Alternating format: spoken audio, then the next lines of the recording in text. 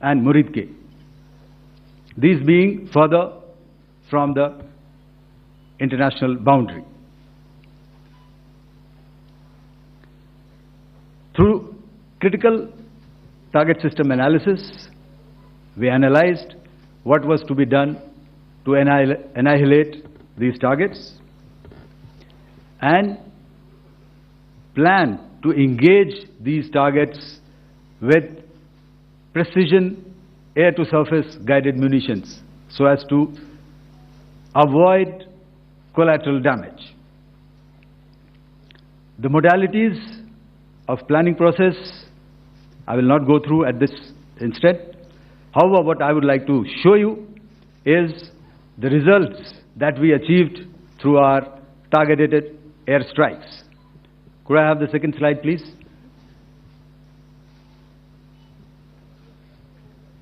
Yeah, change, please.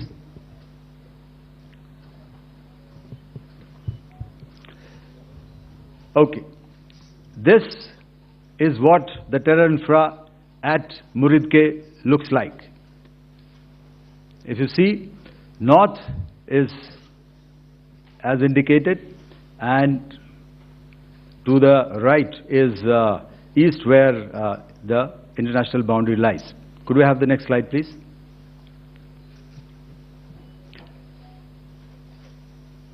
Orientating. Just go back to one slide.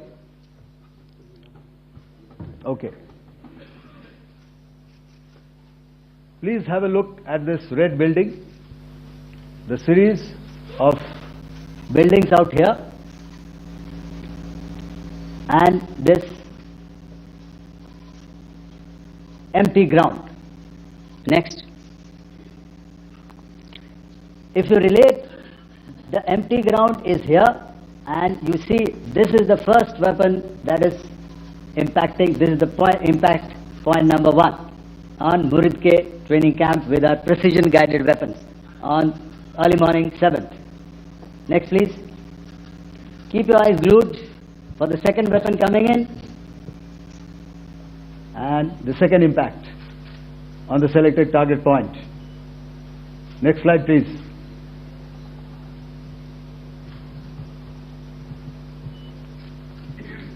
Third weapon, third impact. Continue. And fourth weapon, fourth impact. So through these targeted and precision targeting, we addressed the target at Muridke, which was the turning infrastructure. Can you hear me? All right. Okay, I'll come closer to the mic. Now we go to the next target, which is the Bhavalpur training camp. Next slide, please. Okay, just wait. So the effect, if you see, the impact point, if I can point out, this is the impact point. The ammunition has gone through the roof and it has created a blast inside, the photographs of which you would have, all of you would have seen. And the red building, after that there was this double-story building. It has been completely decimated by precision targeting. Next, please. The target system, which was in the north, a series of buildings. I'll show you how it looked. Next. Completely destroyed by our precision targeting. Next. Now coming to Bhavalpur, this is the target complex that we are dealing with, a fairly large target complex. So we had to carefully choose the points that we needed to address, which were high value and which would meet our stated objectives of eliminating the terrorists.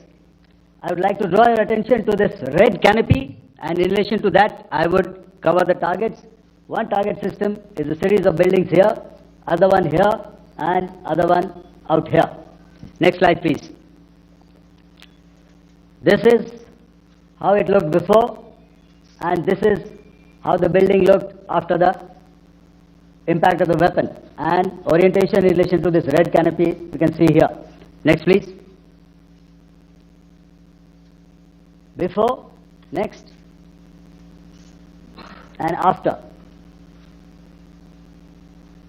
The roofs have completely collapsed. Next.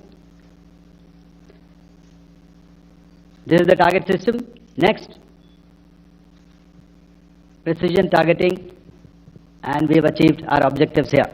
Next. All right. So that was what we did on the 7th. Our objective was to address these two terrorist camps, and that we did with precision. And thereafter, we maintained a robust air defense posture, because remember, our objective was to target the terrorists and terrorist infrastructure, not any other infrastructure, not the Pakistani military, not the Pakistani any other infrastructure. So that is what we have maintained on the 7th of May. However, what we saw in the evening of 7th of May, we were saturated with a raid of Pakistani unmanned aerial vehicles and small drones. And these came in waves in our civilian areas, over our military installations, and all of them were successfully intercepted. Few of them did manage to land. However, there was not much damage that they did. And we have our robust counter-US hard kill and soft kill systems which did the job. However, the difference here was that we had targeted the terrorists. The adversary now has targeted our civilians and the military infrastructure. So it had to be responded to. So in a quick and calibrated response, that very night, we struck their radar installations at Lahore and close to Gujranwala, the LYT installation, to indicate to him that we are ready, yet we do not want to escalate. Our fight was with the terrorists and not with the Pakistani military establishment. Thank you. Thank you, Air Marshal Bharti. So, ladies and gentlemen, he's outlined operations not only on the night of 6th and 7th of May, when Operation SINDOOR commenced, but also on the subsequent night.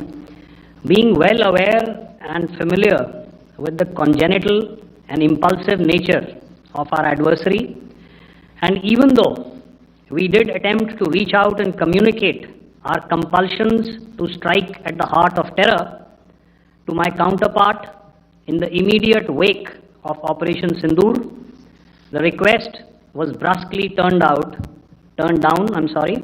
with an intimation that a severe response was inevitable and in the offing. We were, of course, prepared. Operations on the 7th and the 8th, Air Marshal Bharti spoken about. On the night of 8th and 9th of May, they flew drones and aircrafts into our airspace all across the borders and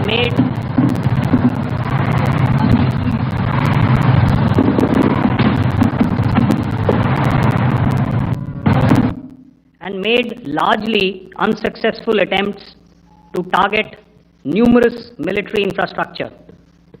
Violations on the line of control by Pakistan also commenced yet again and precipitated into fierce arty engagements. The air operations on the night of 8th and 9th of May, I'll yet again request the DG Air Operations to cover.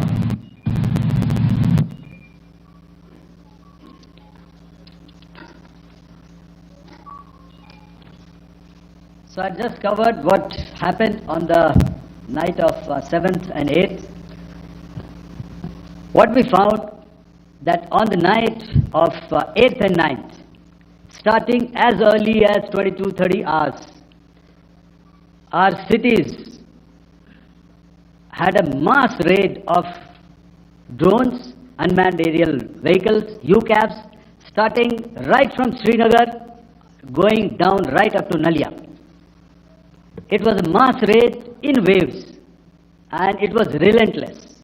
However, we were prepared, and our air defense preparedness ensured that there is no damage on ground or to any of the intended targets that the enemy might have planned for.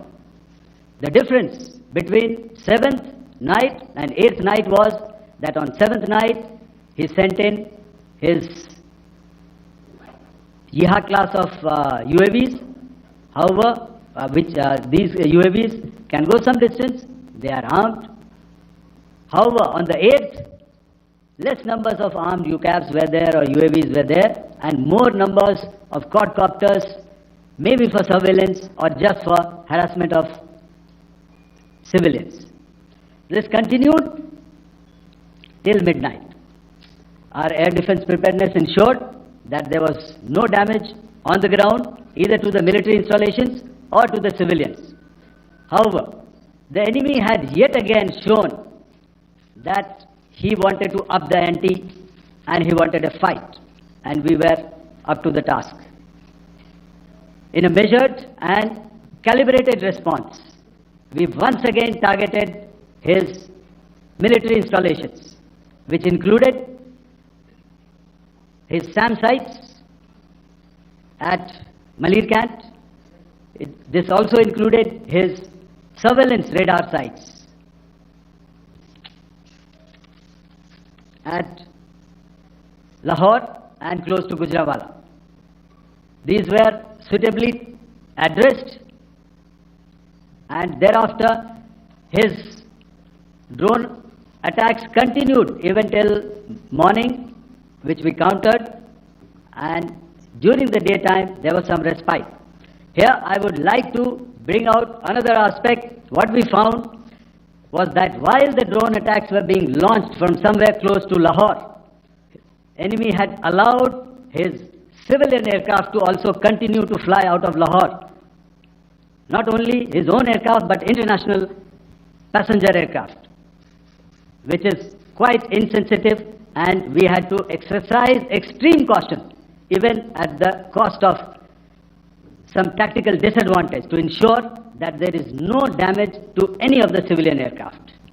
And this was also brought out in our press briefing during the day.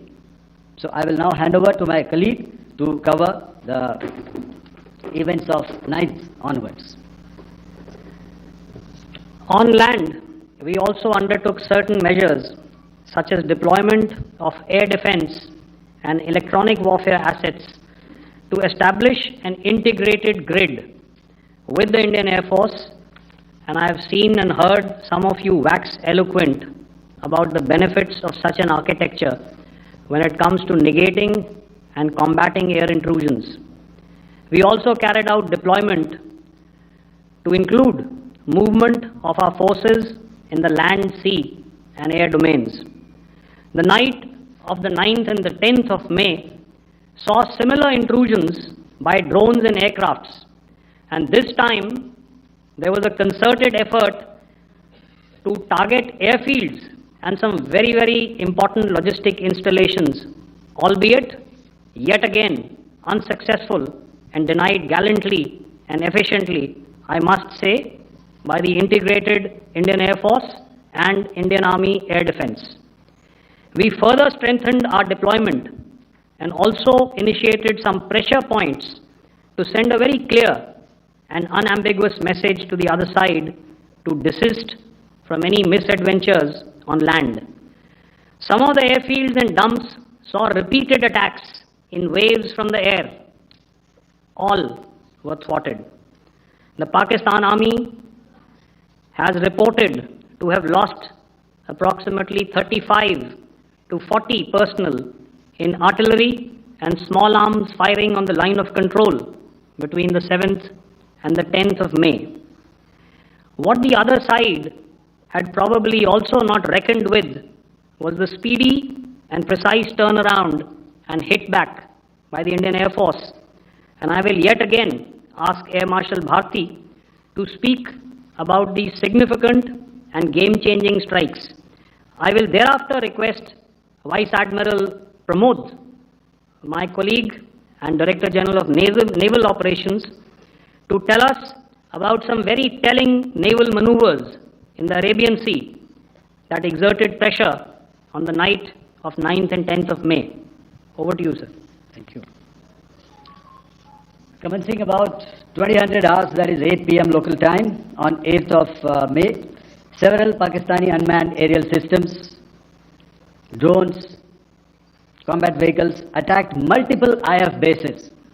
These included Jammu, Udhampur, Pathankot, Amritsar, Bhatinda, Nal, Dalhousie, Thois, Jaisalmer, Uttarlai, Falodi, Nalia. These were almost simultaneous and they came in waves. All our AD guns and other systems were waiting for them. All these waves were neutralized by our trained crew using the air defense systems that they have, and also some of them were utilized using our legacy systems like Pechoras and IF Summer, which we have recently acquired, and some were neutralized by the Garud snipers. There was no damage on ground from these incursions and these mass raids, if I could call them, from the Pakistani side. However, following these relentless attacks on our air bases, on our forward positions, and on our civilian targets, this was time to convey some message to our adversaries. And therefore, a decision was taken to strike where it would hurt. And towards that, in a swift, coordinated, calibrated attack, we struck his air bases, command centers, military infrastructure, air defense systems across the entire Western Front. The bases we struck include Chaklala, Rafiki, and mind you, Chaklala is Islamabad, Rahim Yar Khan, Sakar, sending a clear message that aggression will not be tolerated. This was followed by strikes at Sargoda, Bholari, Jacobabad. We also struck the C2 centers at Murid, the UAE complex at Murid, Rafiki, radar at Chunia, which I will show you, Rahim Yar Khan airfield, and the unmanned combat aerial vehicle hangar at Sakar. I would like to reiterate here that we have the capability to target every system at these bases and more. However, it was only a measured response to instill good wisdom to our adversary to refrain from further escalation. IF's response was directed only at military installations, avoiding civilian and collateral damage. I would now like to show you some of the effects that have been achieved as a result of our air operation.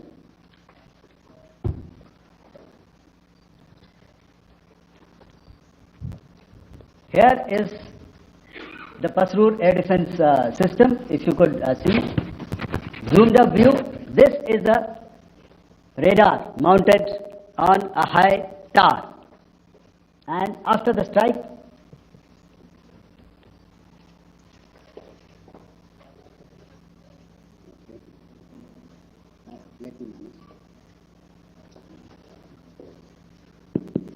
thank you. Can you hear me? Yeah, thank you. And after the strike, this is what has happened. This radar has been taken out, completely burnt. Next slide, please. The Chunia air defense radar, which was taken out on 7th and 8th, this is the radar site. A blown up photograph, once again, on a tower, not very clear, but what you see very clearly is the after effect after we have struck. The radar head has been completely decapitated. Next slide, please. Arifwala air defense radar. In this complex, you see how it looked before, blown up image, and after, really blown up. Next. Now coming to Sargodha airfield. Remember, this is one of their important airfields wherein they have a lot of assets, F-16s, other assets which they keep getting, training institutes. And we have stuck this airfield. It is not, if you zoom in here, then one impact point here on the runway and second impact point of our weapon, precision weapon on the runway. And if you see this blown up, repairing going on, same here. Next. Rahimyar Khan. This is the area we have struck. A deep strike out here and one complex here. So this is how it looked before, and the same, you see a big crater, another crater here, and this complex, after strike, neutralized. Next. Chaklala airfield, Noor Khan, once again a major air base, a lot of their logistic assets out here. This was the chosen complex that we intended to strike and convey a message. Next slide, please. This is how it looked before, and this is how it looked after our strike. Next. Sakar. We chose the radar site at Sakar. This is the radar site, and after it was struck, this is the aftermath, completely burnt out. Next, please. Aircraft shelter. This is how it looked before the strike, and this is how it looked after the strike. The roof of the buildings completely caved in and burnt. Next. Ballari airfield, aircraft hangar. This is how it looked before, and this is how it looked after the precision strike. Next. Jacobabad, aircraft hangar, and this is how it looked after. Next. So what I'm trying to convey here, ladies and gentlemen, is to start with, our fight was neither with the Pakistani military nor with anybody else who's there on the other side. Our fight was with the terrorists. We neutralized the terrorists that we selected to be neutralized, and thereafter we only maintained the air defense posture. However, we were relentlessly pounded by waves after waves, night after night, by his UCAVs, by his drones, and by his other unmanned aerial systems. And that left us with no choice but to retaliate, and yet our retaliation was calibrated, it was graduated, and it was proportionate. Thank you.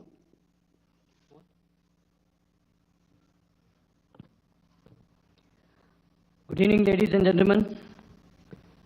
In the aftermath of the cowardly attacks on innocent tourists at Pahalgam in Jammu and Kashmir by Pakistani-sponsored terrorists on 22nd April, the Indian Navy's Carrier Battle Group, surface forces, submarines, and aviation assets were immediately deployed at sea with full combat readiness in concert with the joint operation plan of the Indian Defence Forces. You may be aware that we tested and refined tactics and procedures at sea during multiple weapon firings in the Arabian Sea within 96 hours of the terrorist attack. The aim was to revalidate our crew, armament, equipment, and platform readiness to deliver various ordnance on selected targets precisely. Thereafter, our forces remained forward deployed in the Northern Arabian Sea in a dissuasive and deterrent posture with full readiness and capacity to strike select targets at sea and on land, including Karachi at time of our choosing. The forward deployment of the Indian Navy compelled Pakistani naval and air units to be in a defensive posture, mostly inside harbors or very close to the coast, which we monitored continuously. The Indian Navy maintained seamless maritime domain awareness throughout the duration and was entirely aware of the location and movement of Pakistani units. In effect, we had and continue to have good battle space transparency using our maritime domain awareness grid.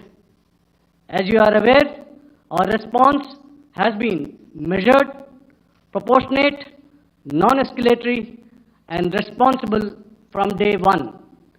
Accordingly, the calibrated approach considered all options, including the ability of the Indian Navy for offensive action from and at sea. As part of this escalation control mechanism, the application of force by the Navy was planned in a synchronized manner in coordination with the Army and Air Force, the highlight being teams from the three services working closely in an integrated manner. Along with the kinetic actions by the Indian Army and Indian Air Force, the overwhelming operational edge of Indian Navy at sea contributed towards Pakistan's urgent request for a ceasefire yesterday. As we speak, Indian Navy remains deployed at sea in a credible deterrent posture to respond decisively to any inimical action by Pakistan or Pakistan-based terrorists. Thank you. Samno Varna, Jai Hind. Now I'll hand over to Director General Military Operations for further proceedings. Ladies and gentlemen, on the 10th of May, in the morning, even as we were getting into a huddle to war game the events of the previous night, a routine exercise, I received a message on hotline from my counterpart in Pakistan seeking my willingness to communicate. Since our initial aim was to strike at terror camps and all our actions in the subsequent days were in response to the intrusions and violations by the Pakistan Air Force and its army, it was decided that I would indeed speak with my counterpart.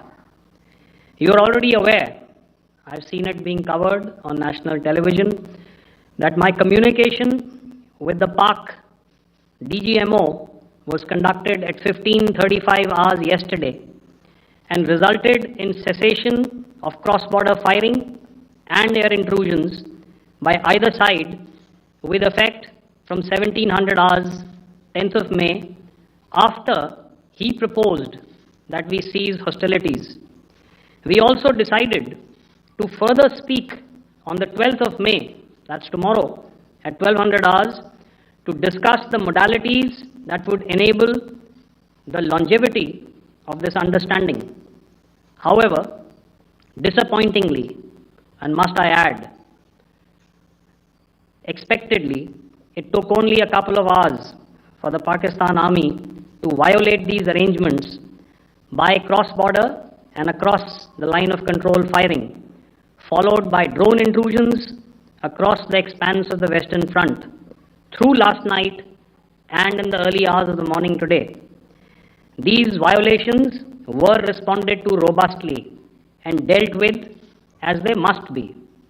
We have earlier today sent another hotline message to my counterpart highlighting these violations of the understanding between the DGMOs on the 10th of May and our firm and clear intent to respond to these fiercely and punitively, if repeated tonight, subsequently, or later. In this regard, I must inform all of you that the Chief of Army Staff has earlier today conducted a security review and has granted full authority to our Army commanders for counter-actions in the kinetic domain in case of any violation by Pakistan. In the end, I pay my solemn homage to my 5 fallen colleagues and brothers from the armed forces and civilians who have tragically lost their lives in Operation Sindoor. Our hearts go out to the bereaved families, and we express our solidarity to them in this lifetime and beyond, at this grave juncture in their lives. Their sacrifices shall always be remembered and spoken of in glowing terms by a grateful nation.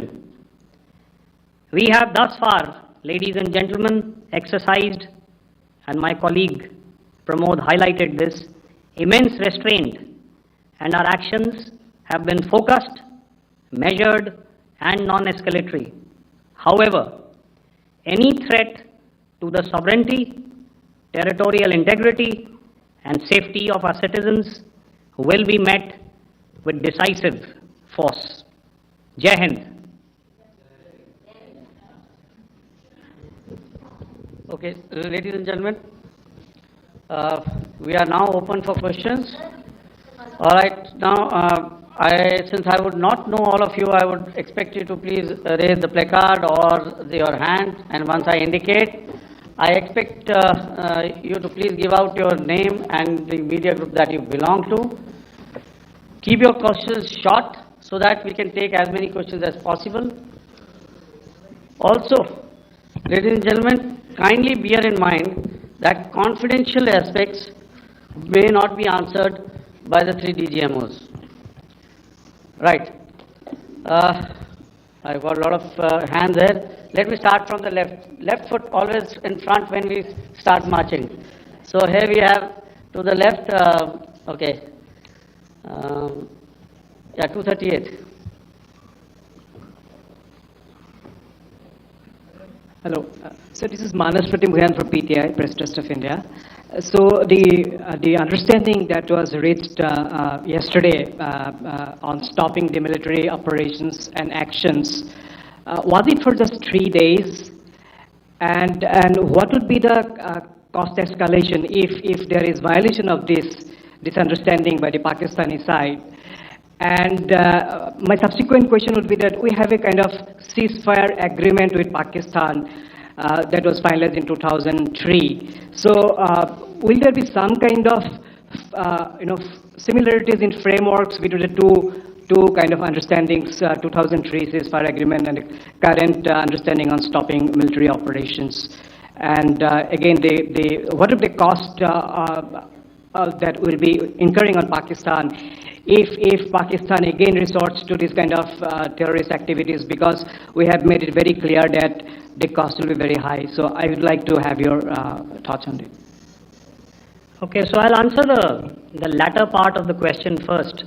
I also want to add that while the initial ceasefire agreement, as you correctly pointed out, is of the 2003 vintage, but I must remind you that in 2021, in the month of February, and this was then when the crisis in eastern Ladakh was also on, the 2 DGMOs had spoken and arrived at a ceasefire understanding that lasted right up until this unfortunate attack at Pahalgam. Once our Foreign Secretary had announced the decisions of the CCS in the immediate wake of that attack, he had announced certain measures, and then of course Pakistan had in turn made its own announcements. Since then, there have been certain violations of this ceasefire understanding, and of course after the 7th of May, like I pointed out during my statement, that there have been numerous violations on the line of control especially, and of course along the international boundary by the Pakistan Army and the Pakistan Air Force. This understanding that we spoke about yesterday, no, it was not for 3 days. It was first to stop aggressive and hostile activities immediately, let that order and direction settle down for about 36 hours, and thereafter discuss modalities, like I said, to ensure its longevity. That is tomorrow on the 12th of May. But unfortunately, we had a violation starting at approximately 1900 hours last night, and we've sent a communique, like I said, to the Pakistan Military Operations Directorate, and we will await as to what happens tonight. All right. The cost escalation, I'll leave it to your best imagination. I've already said that the response will be fierce and punitive. Now, the right foot forward. Yeah. 160.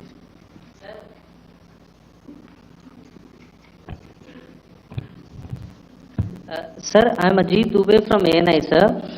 Sir, my question is that you talked about the loss of lives to the Pakistan army, that was around 35 to 40 kills secured by the Indian army. Sir, can you tell us what would be the total loss of life to the Pakistan army in both army and air force attacks, sir? And how good was the performance of the BrahMos, Scalp and the S-400 during the operations? And sir, since we have sir, just one No line, multiple sir. questions, please. Sir, All right. and since sir, we have achieved such a spectacular, we have made good achievements in this entire operation. Can we say that we have emerged victorious, or we have a big upper hand over the Pakistanis in this entire conflict? Thank you very much, sir. So I'll answer the question about the loss of lives on the other side. Of course, there are various means to ascertain that number. There is information from various agencies that come in. There are, of course, on the line of control, other ways to find out as to what has been the effect of what you are doing there in ceasefire violations. So therefore, I mentioned 35 to 40 on the line of control, and please remember that once Operation Sindoor was launched, the responses of the Pakistan Army were also on Indian Army or the Indian Armed Forces infrastructure. Let me put it that way. So that's why I did not cover casualties of the Pakistan Army, at least in the initial phases of battle, because those were not our targets. Our targets were terror-oriented, and of course later, once they launched air intrusions and air operations on our infrastructure, we've used heavier weapons, and of course there would have been casualties, but those are still being assessed. The effects of the weapons that you mentioned, I will request Air Marshal Bharti to apprise all of you about those. Good evening, Mr. Sujit. How are you? Ajit. Okay, we're meeting after some time. I never mentioned about any of the weapons that we used. Check. Okay. What I was saying, that I never mentioned of any of the weapons, the caliber that we used. All right. So we'll leave it at that. Those are matters of operational details which I would not like to go into. But suffice to say that whatever methods and whatever means we have chosen, it had the desired effects on the enemy targets. How many casualties? How many injuries? Well, to start with, our aim was not to inflict casualties, but in case there have been, it is for them to count. Our job is to hit the target, not to count the body bags. And the last part of your question, I wonder if you read out the tweet on ADG-PI at midnight once we'd done what we had to in Operation Sindoor. And that's credit to my friend here on the left. Justice has been served, Ajit. That is all that I will say. Ajit, I'll request you to, refrain putting words into his mouth. All right.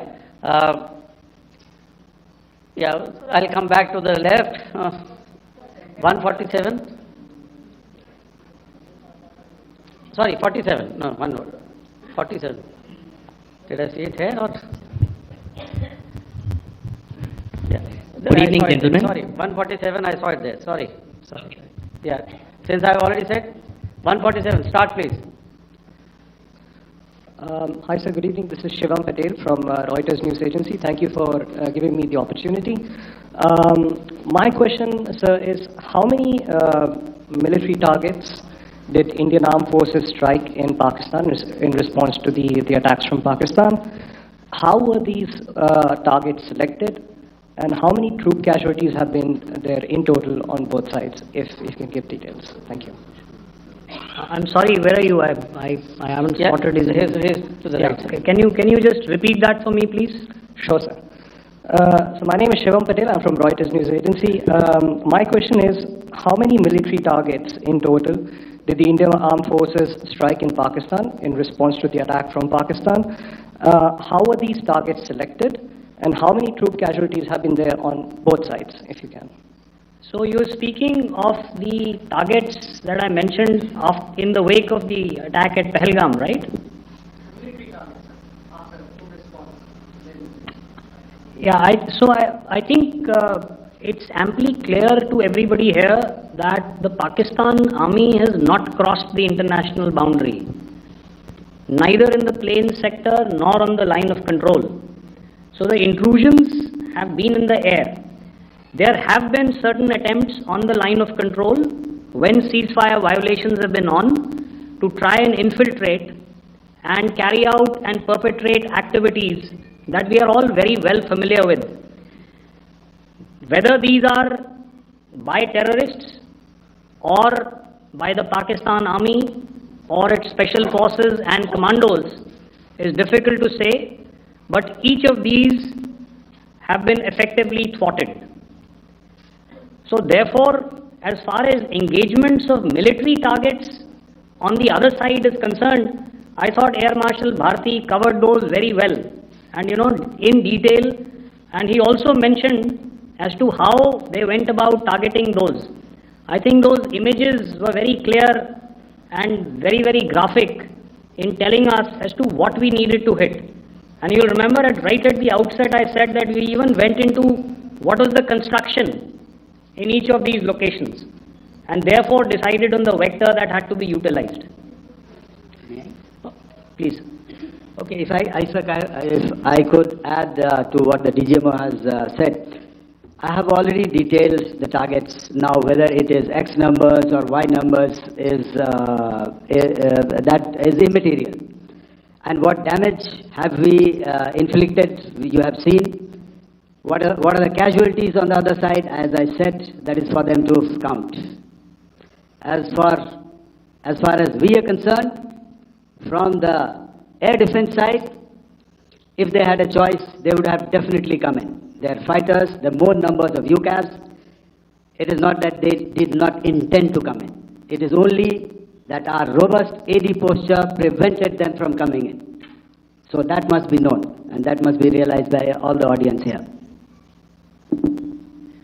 Yeah, I'll come to the left now, 24.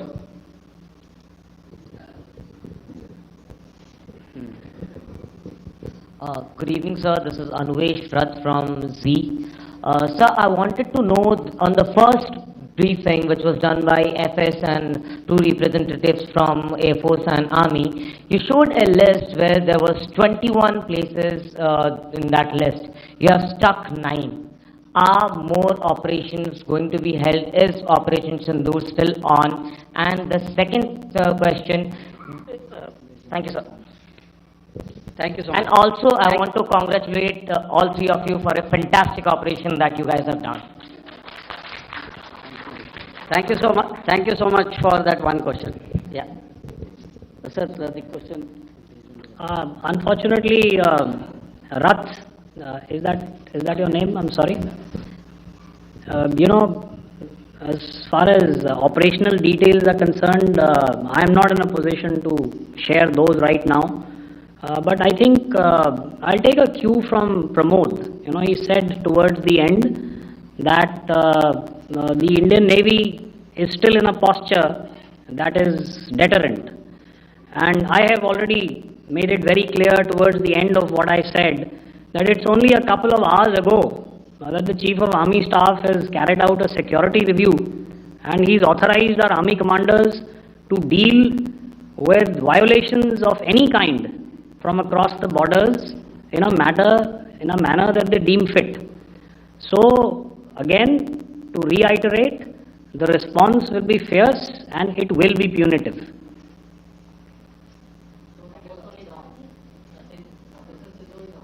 Yes.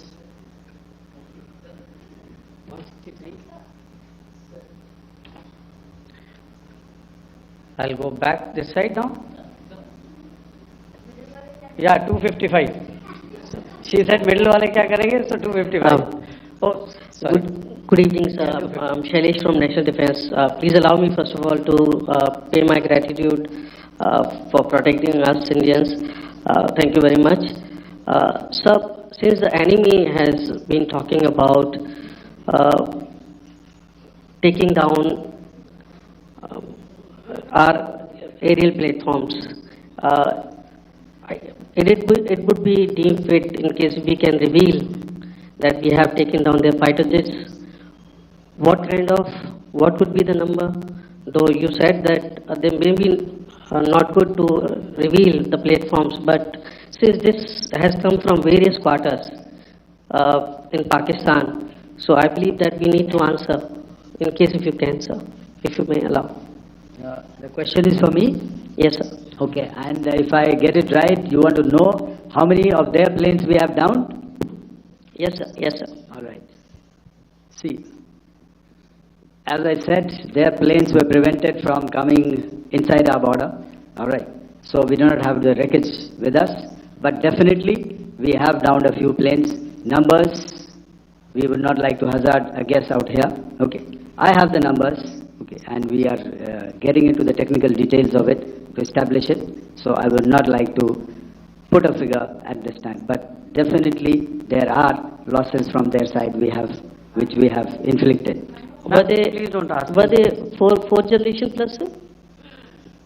See, you're putting words into my mouth. Why do you say fourth generation? Let us make it high tech. Okay.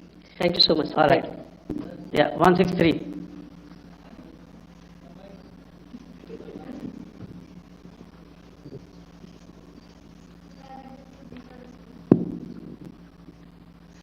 Sir मैं मंजीत नेगी हूँ आज तक से। मेरा सवाल ये है कि इस पूरे ऑपरेशन में जो आतंकी ठिकानों को निशाना बनाया गया, क्या नंबर्स कुछ बता सकते हैं कितने आतंकी मारे गए? कुछ नाम सरकार मतलब कुछ नाम मीडिया में आए भी हैं जो बड़े उसके मास्टरमाइंड थे। और एक सवाल जो आज एयरफोर्स ने एक ट्वीट किया कि ऑपरेशन सिंदूर अभी जारी है और सरकार की तरफ से भी कहा गया।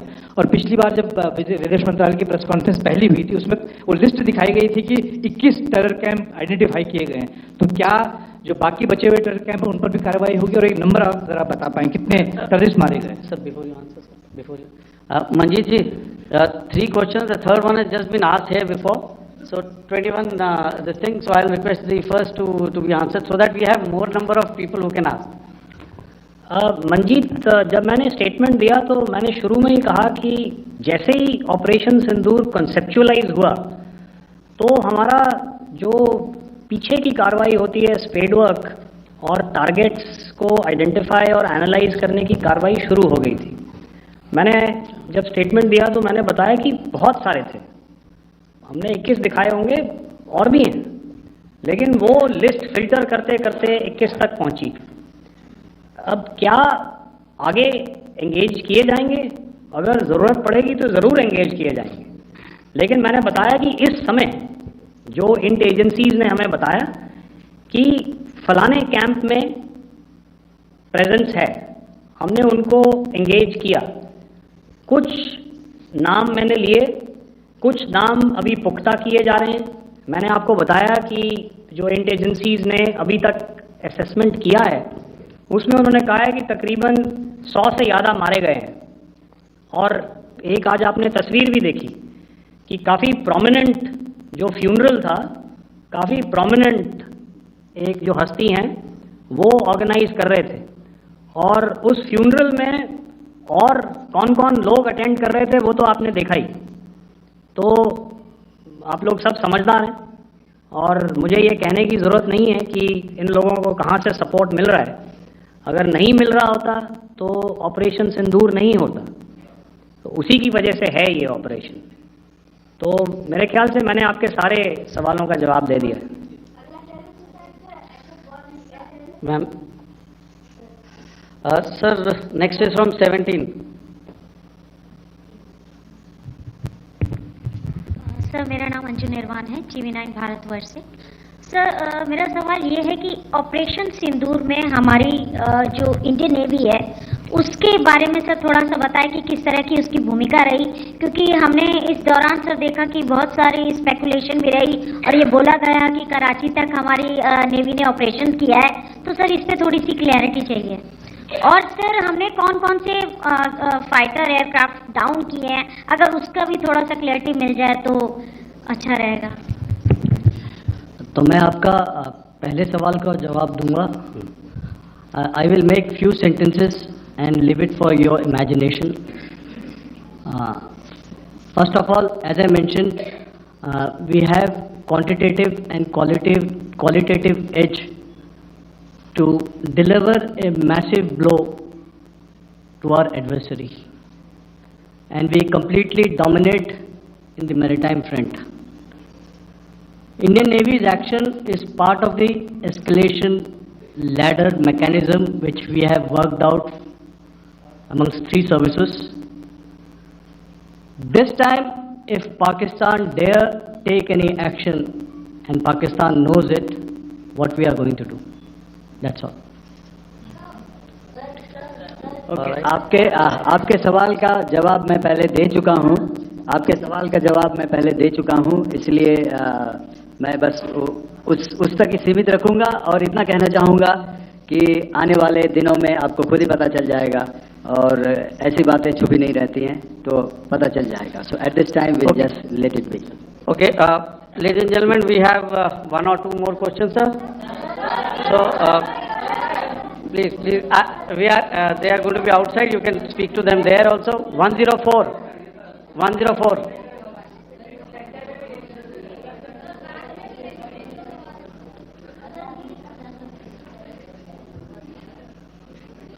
I think. Yeah, ask sir. So Dinakar with the Hindu newspaper. Are you surprised that you got this question? No, sir. I'm waiting for the look. Sir, can you give a number of assets we lost, because there's been a lot of speculation going on. International media writing a lot of things about our platforms, including Rafale. I mean, Pakistan claiming that Rafale has been downed, etc. Can you put that question to rest and clarify on that? I guess that question is for me. All right, I'm happy that you've asked this question. You know, we are in a combat scenario, and losses are a part of combat. The question that you must ask us, okay, and indeed that we must ask ourselves, you inclusive, is have we achieved our objectives? Have we achieved our objective of decimating that terrorist camp? And the answer is a thumping yes. And the results are for the whole world to see. As for the details, what could have been, how many numbers, which platform did we lose? You know, at this time, I would not like to comment on that, because we are still in a combat situation. And if I comment on anything, it will only be adversary. So we don't want to give him any advantage at this stage. All I can say is that we have achieved our objectives that we selected, and all our pilots are back home. Thank you. Okay, hold, please don't, please be civil here. So we'll have 220 now. Hello sir, this is Anita Chaudhary sir from Swadesh newspaper. मेरा सवाल है, क्योंकि ये हमारे जो पहले जो action रहा वो आतंकवाद के खिलाफ रहा, तो आतंकवाद में अजहर मसूद की तरफ से एक बयान जारी किया गया था जिसमें उन्होंने कहा कि हम इसका बदला लेंगे और जार जार रुलाएंगे। तो क्या अगला, अगर खुदा न खास्ता अगला टेरर अटैक किसी भी तरह का होता है, तो क्या उसे एक्ट ऑफ वॉर में हमारी तरफ से लिया जाएगा और उसका क्या माकूल जवाब दिया जा सकता है? मेरा इसमें सिर्फ एक ही जवाब है आपके लिए कि हमने अपनी कार्रवाई करी। हमने उसके बाद मैंने अपने स्टेटमेंट में भी बताया कि ये कम्युनिकेट करने की कोशिश करी कि हमने इस तरीके से ये जो स्ट्राइक्स हैं वो क्यों की। लेकिन जो हमारा एडवर्सरी है उसने जैसे मुनासिब समझा वो कार्रवाई करी।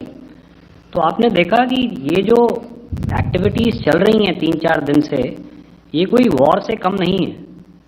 नॉर्मल सर्कमस्टांसेस में एक दूसरे देश की एयरफोर्सेस हवा में नहीं उड़ती हैं और एक दूसरे के ऊपर स्ट्राइक्स नहीं करती हैं। हर रात इंट्रूजन्स नहीं होते हैं। लाइन ऑफ कंट्रोल पर सीज फायर वायोलेशंस, आपके एक साथी ने सवाल पूछा था शुरू में, एक सीज फायर अंडरस्टैंडिंग था, वो भी जा चुका है। उस सीज फायर अंडरस्टैंडिंग के जाते जो फायरिंग हो रही है लाइन ऑफ कंट्रोल में, उसमें घुसपैठ की कोशिश हो रही है। आमतौर पर ये घुसपैठ लाइन ऑफ कंट्रोल में टेररिस्ट करते हैं, लेकिन हमें इंफॉर्मेशन है कि हो सकता है ये पाकिस्तान आर्मी की टोलियां भी हों जो हमारे पोस्ट के ऊपर खामी पहुंचाने की कोशिश कर रही हैं। तो ये सारी एक्टिविटीज़ तो वॉर में शामिल हैं। तो ये कहना मुश्किल है कि आगे क्या होगा, वो स्पेक्यूलेटिव जोन में आ जाता है और मैं स्पेक्यूलेट नहीं करना चाहता हूँ। हर एक सिचुएशन अलग होती है और उससे एक तरीके से डील किया जाता है। सर मैं एक सवाल इसका मैं जवाब देना चाहता हूँ, 1 मिनट। जो हम जो मिलिट्री होता है, our main job is to prevent war and maintain peace and stability. So it is not that our response is a graded response. That means अगर किसी ने किया तो उसको graded उसमें किया, जैसे terrorist action हुआ तो what we did is a terrorist action and we destroyed all the terrorist camps. उसके बाद आपने देखा कि उनने थोड़ा सा कोशिश किया तो हमारे एयरफोर्स एंड आर्मी ने क्या किया, तो मिलिट्री टारगेट्स हैं उनको उनके ऊपर थोड़ा। So our aim is to maintain peace and tell our adversary that you do this and the response will be bloody. Okay, now as per the, please, we'll have 166 and 25 and after that no more please. Sir, this side. Ladies and gentlemen, please maintain, I request you to please be quiet. Jal gayi? No. This side, sir. We have only 2 questions left, 166. Yeah, please ask. Sir, I'm Rahul Singh from Hindustan Times, sir. So you were totally on top of the game in the kind of losses you've inflicted on the enemy. I mean, we saw the slides and everything. So it kind of comes across that you were batting it 99 and you decided to declare your innings. What are your thoughts on that, sir? And do you think, are you weighing the option of the Pakistan Army using this time, buying this time of the so-called ceasefire or the understanding? And you talked about how they could not be trusted. So buying time to kind of build up their war reserves, getting stuff from their friends like Turkey or China, are we considering that possibility, sir? Look, see, the call came from the Pakistani side to speak about cessation of hostilities. What pauses mean during such conflicts is known to everybody. You know, I don't want to go into the pros and cons of how preparation for war is made. You know, that is a process in itself. But I think my senior colleague here, the DG Air Operations, spoke, or he alluded at least, you know, to what this operation was precisely and specifically meant for. And I think that's something that we achieved, you know, right at the outset. Had we had the option not to go further, we probably wouldn't have. But we've been compelled to be in this situation. And as you've seen, the armed forces of India, and you've got the three Director Generals sitting here, we are always prepared to face any eventuality. And like I said, that's for the sovereignty, the territorial integrity, and the safety of our citizens. So whatever has to be done will be done. I'm not so concerned about what Pakistan will do in this time. I'm only concerned about what we will do. We have a roadmap and a plan, and we will follow it diligently, and we will follow it to the T. That's the contention that I want to make here today. Ma'am, please. Okay, the last question, and ma'am, 25. She has been asking since the first one. Sir, I'm Nandita. Sir.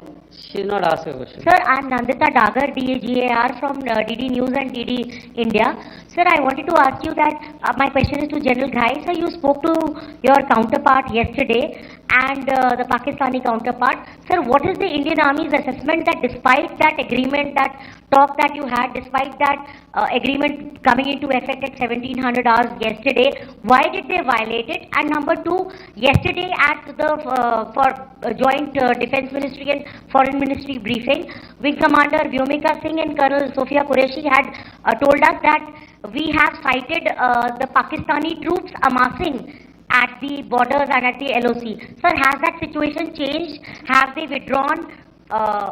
And sir, if in case, despite now there is a lull, of course, but if tonight again, if the enemy again carries out shelling and aerial intrusions through drones, what is going to be our response, sir? Thank you. So, without outlining the specifics of that response, I've already made it clear that there will be a response, and it will be fierce and it will be punitive.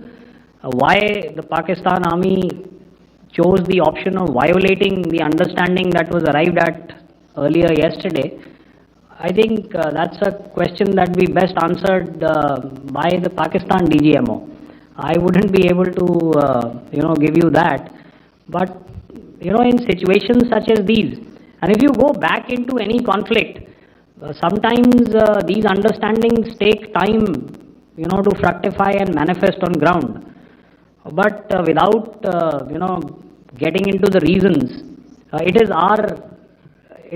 our mandate to be prepared at all times, and that we were. It's not as if because there was an understanding we weren't prepared. I must tell you that the armed forces were on a very, very high alert, and they continue to be in that state even as we speak. All right. Ladies and gentlemen, please, ma'am, please. Okay, thank you so much for coming today. Those who have missed asking a question, see, I knew I'll grab this attention from you like this.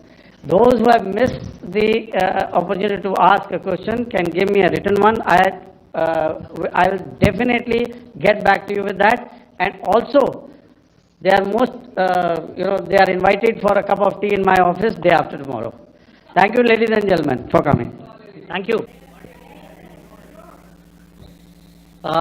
Obviously had their assets up in the sky, and I will here request Air Marshal Bharti, the Director General of Air Operations, to detail for you the methodology that the men in blue adopted to successfully manifest this mission. Thank you, Rajiv. A very good evening, ladies and gentlemen. It indeed is a difficult time that we have to come here like this and brief you. We could have done without this, but we had no choice.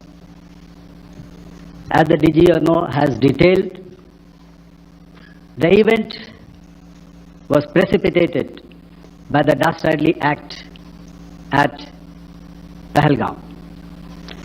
The sequence of events have already been detailed. We carefully selected the targets, and out of the 9 selected targets, the target systems that were given to the Indian Air Force were the notorious training camps at Bhavalpur and Muridke. These being further from the international boundary.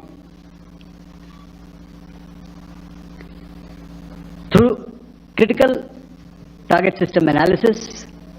We analyzed what was to be done to annihilate these targets and plan to engage these targets with precision air-to-surface guided munitions so as to avoid collateral damage.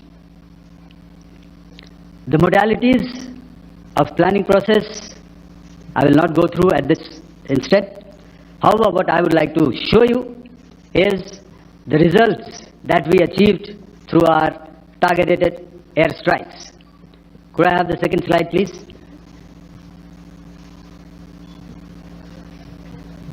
Yeah, change, please.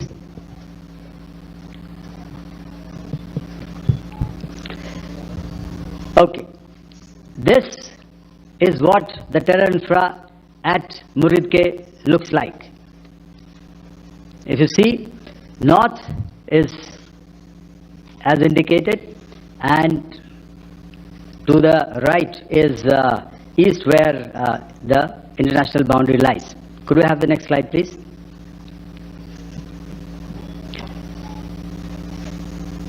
Orientating. Just go back to one slide. Okay. Please have a look at this red building, the series of buildings out here, and this empty ground. Next. If you relate, the empty ground is here, and you see this is the first weapon that is impacting. This is the impact point number 1 on Muridke training camp with our precision guided weapons on early morning 7th. Next, please. Keep your eyes glued for the second weapon coming in and the second impact on the selected target point. Next slide, please.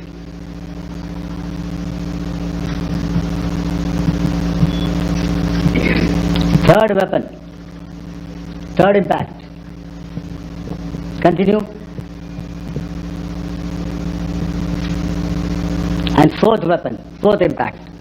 So through these targeted and precision targeting, we addressed the target at Muridke, which was the terrain infrastructure. Can you hear me? All right. Okay, I'll come closer to the mic. Now we go to the next target, which is the Bhavalpur training camp. Next slide, please. Okay, just wait. So the effect, if you see, the impact point, if I can point out, this is the impact point. The ammunition has gone through the roof and it has created a blast inside, the photographs of which you would have, all of you would have seen. And the red building, after that there was this double-story building. It has been completely decimated by precision targeting. Next, please. The target system, which was in the north, a series of buildings. I'll show you how it looked. Next. Completely destroyed by our precision targeting. Next. Now coming to Bhavalpur, this is the target complex that we are dealing with, a fairly large target complex. So we had to carefully choose the points that we needed to address, which were high value and which would meet our stated objectives of eliminating the terrorists. I would like to draw your attention to this red canopy, and in relation to that, I would cover the targets. One target system is a series of buildings here, other one here, and other one out here. Next slide, please. This is how it looked before, and this is how the building looked after the impact of the weapon. And orientation in relation to this red canopy, you can see here. Next, please. Before, next, and after. The roofs have completely collapsed. Next. This is the target system. Next. Precision targeting, and we have achieved our objectives here. Next.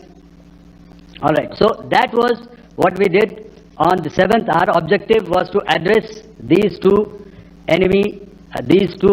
terrorist camps, and that we did with precision. And thereafter, we maintained a robust air defense posture, because remember, our objective was to target the terrorists and terrorist infrastructure, not any other infrastructure, not the Pakistani military, not the Pakistani any other infrastructure. So that is what we have maintained on the 7th of May. However, what we saw in the evening of 7th of May, we were saturated with a raid of Pakistani unmanned aerial vehicles and small drones. And these came in waves in our civilian areas, over our military installations, and all of them were successfully intercepted. Few of them did manage to land. However, there was not much damage that they did. And we have our robust counter-US hard kill and soft kill systems which did the job. However, the difference here was that we had targeted the terrorists. The adversary now has targeted our civilians and the military infrastructure. So it had to be responded to.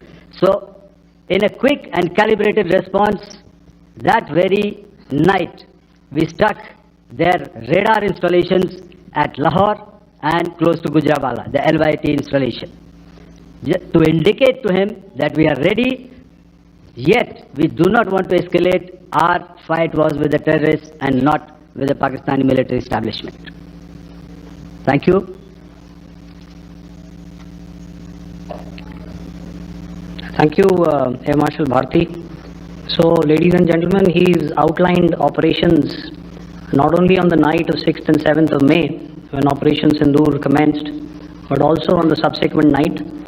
Being well aware and familiar with the congenital and impulsive nature of our adversary, and even though we did attempt to reach out and communicate our compulsions to strike at the heart of terror to my counterpart in the immediate wake of Operation Sindoor, the request was brusquely turned down,